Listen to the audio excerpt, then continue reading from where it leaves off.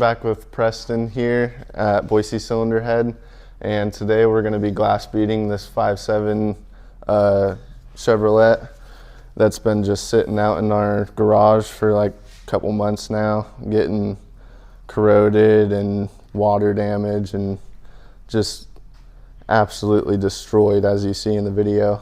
And today we're going to glass bead it and make it look pretty much brand new and show you what just a simple glass bead cleanup can do to something this bad. Okay.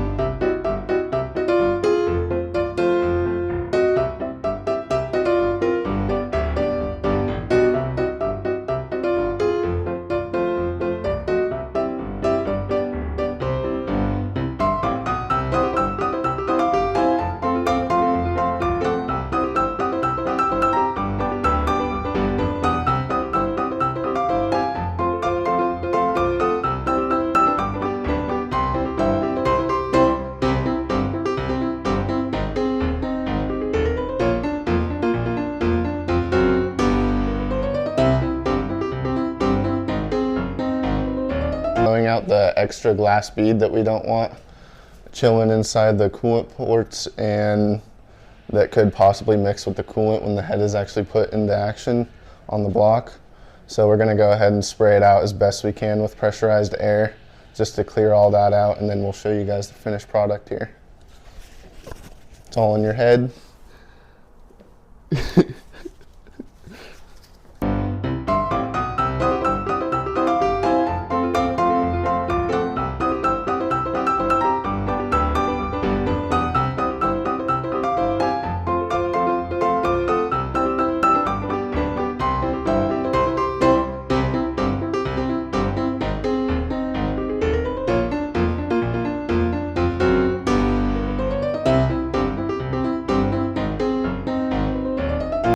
So as you can see here, this is the final product.